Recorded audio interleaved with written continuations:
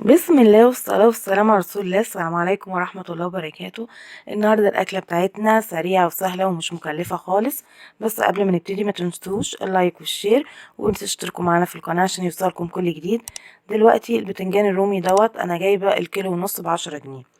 كنا نزلنا فيديوهات قبل كده على القناة للمسقعة بأكتر من طريقة. النهاردة برضو الطريقة بتاعتنا مختلفة وهنعمل أكتر من صنف بالبتنجان. أنا هنا مقطعاه وحطيت عليه رشة ملح ورشة سكر وخل وسبته ينزل ميته. والبتنجان الصغير التاني كنت نقعاه في مية بملح. هنا أنا أول حاجة خدت أكبر بتنجانية حطيتها على النار تتشوي، وقطعنا بطاطساية واحدة قطعتها وبحطها في الزيت علشان تتاخد معايا نص قلية، مش هقليها قلية كاملة. وبعد كده انا كنت برضو قطعت من البتنجان شرايح هنخلله مع بعض. بنقليه. يبقى احنا كده خدنا بتنجان هنعمله بابا غنوج، وبرضو بتنجان دوت عشان يتخلل، وهنعمل مسقعة بطريقتي. بعد ما طلعنا بقى البتنجان الشرايح دوت، نفس كمية الزيت ديت هي اللي هشتغل عليها لغاية ما اخلص المسقعة بتاعتي كلها. قلبناها وسيبنا البتنجان في الزيت. وهنعمل هنا كمان صنف جديد دوت البتنجان اللي انا كنت نقعاه في ميه وملح. هنعمل هنا شكشوكة مسقعة او بتنجان بالبيض. دلوقتي انا هنا هي نقطة الزيت بس اللي شغالة بيها. حطيت نقطة الزيت في الطاسة وبعد كده قعدت اقلب في البتنجان لغاية ما يطرى معايا ويدبل. نزلت هنا ببصلة متقطعة. كل دوت وانا شغالة تقليب، عمالة بقى بقلبه. وبعد ما يتشوح معايا كده هنزل بتومة وهنزل بفلفل بقى لو عندي فلفل اخضر فلفل الوان. هقعد كل دوت شغالة تقليب. وبعد كده بعد ما بنقلب والاقي ان هو كله دبل، بنزل بقى بالتوابل بتاعتي، ملح وكزبرة وكمون. بنقلب حلو قوي.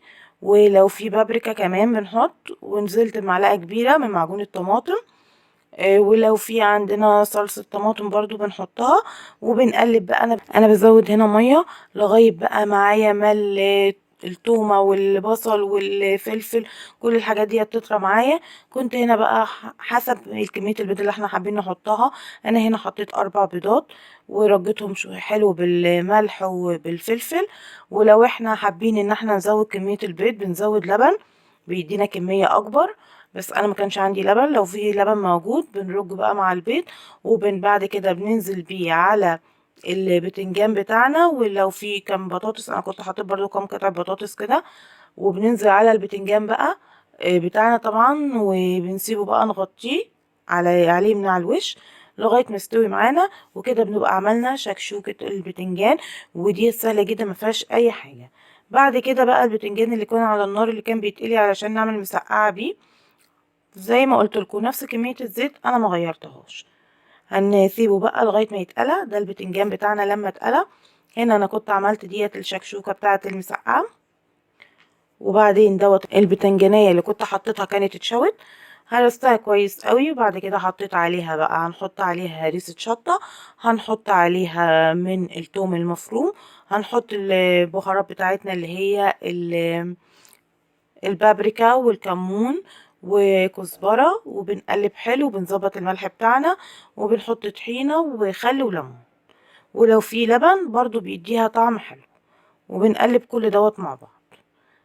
كده نبقى احنا عملنا احلى بابا غنوج. جربوها صدقوني طعمها روعة. هنقلبها بقى كويس قوي ونهرسها بايدينا. وبكده خلصنا تاني صنف معانا البابا غنوج. بعد كده البتنجان انا خدت كمية البتنجان اللي انا قلتها. هعمل سلطة البتنجان وهعمل في نفس الوقت بيها برضو المسقعة اللي احنا متعودين عليها اللي بالخل والثوم والصلصة. انا هنا مقطعة بقى طماطم وبصل وثوم وفلفل وكل دوت مقطعاه بقى. وحطيت عليه البتنجان برضو المقلي ونزلت برضو بالتوابل بتاعتنا، كزبرة وكمون وبابريكا وملح وهريسة شطة. وبنقلب بقى كويس قوي. ولو في توم باودر برضو. وبعد كده بننزل بالطحينة بتاعتنا وبنقلبها حلوة قوي. وكده احنا عملنا سلطة البتنجان طعمها روعة. جربوها صدقوني هتدمنوها. بعد كده بقى كمية الزيت اللي باقية معانا من آلية البتنجان هي ديت اللي هنعمل بيها المسقعة. احنا هنا بننزل ببصلايه بندبلها كويس قوي، وبعد كده بفصين 3 توم مفرومين كده بنحطهم حسب طبعا كميه البتنجان اللي احنا هنعملها، وبنقلبهم حلو. وبننزل بمعجون الطماطم. في طريقه تانية، احنا الفلفل طبعا احنا ما بنقلبوش، احنا الفلفل بننزل بيه بنقلبه مع البصل والثوم لغايه ما بيدبل معانا. ممكن تحطوا الفلفل الاول، وممكن تحطوه بعد ما بتحطوا معجون الطماطم. وبنحط معجون الطماطم وبنحط التوابل بتاعتنا، فلفل، كمون، كزبرة، بابريكا، وبعدين بنقعد نقلب.